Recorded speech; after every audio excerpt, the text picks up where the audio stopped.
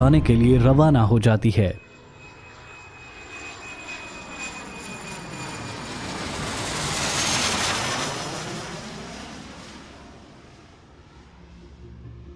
कुछ ही मिनटों में पायलट प्लेन को 39,000 फीट की ऊंचाई पर ले जाते हैं और इसके बाद प्लेन एकदम से स्टेबल हो जाता है। अब क्योंकि ये प्लेन सुबह सवेरे लिस्बन पहुंचने वाला था, इसलिए ज्यादातर पैसेंजर भी आराम करने और सोने के लिए लेट जाते हैं। इस तरह की लंबी फ्लाइट्स में पायलट्स के पास ज्यादा कुछ करने के लिए नहीं होता। ऐसे में दोनों पायलट्स का मुख्य काम बस फ्यूल की क्वांटिटी पर नजर रखना और प्लेन के सिस्टम्स ठीक से काम कर रहे हैं या नहीं, ये देखना था। फ्लाइट में पहले 4 घंटे बड़े ही आराम से गुजरते हैं, लेकिन जैसे ही फ्लाइट अटलांटिक ओशन में अपने आधे रास्ते पर पहुंचती है तो पायलट को कंप्यूटर स्क्रीन पर अचानक एक अजीब वार्निंग मिलती है।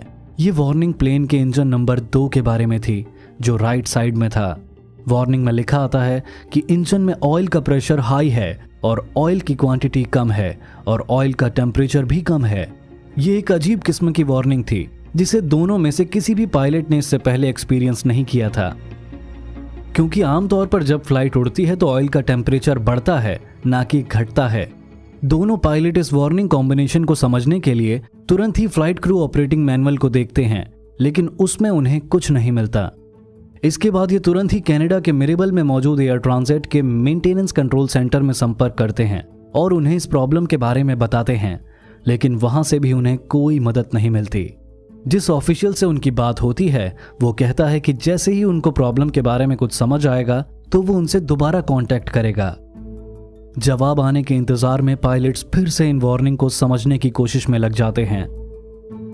प्लेन के कॉकपिट में पायलट्स एक बहुत बड़ी टेंशन से गुजर रहे थे, जबकि पीछे मौजूद पैसेंजर्स आने वाले खतरे से अनजान चैन की नींद सोए हुए थे। इसी तरह तकरीबन आधा घंटा बीत जाता है, जिसके बाद सुबह के करीब 5:30 बजे पायलट्स को स्क्रीन पर एक नया मैसेज मिलता है। इस मैसेज में लिखा होता है कि प्लेन के दोनों विंग्स में मौजूद फ्यूल टैंक्स के अंदर फ्यूल इम्बैलेंस हो गया है, यानी एक विंग में फ्यूल ज्यादा है और दूसरे में कम। प्लेन में फ्यूल इम्बैलेंस होना भी काफी रेयर होता है, पर इतना खतरनाक नहीं, क्योंकि इसे ठीक करने के लिए पायलट्स क्रॉस फीड वाल्व को खोल देते हैं, जिससे लेफ्ट विंग में मौजूद फ्यूल बहकर राइट विंग के टैंक में चला जाता है और दोनों विंग्स में फ्यूल की मात्रा बराबर हो जाती है। लेकिन ऐसा करने के सिर्फ 10 मिनट बाद ही पायलट्स को एक नई वार्निंग मैसेज मिलता है कि प्लेन में इतना फ्यूल मौजूद नहीं है कि ये लिस्बन तक पहुंच सके।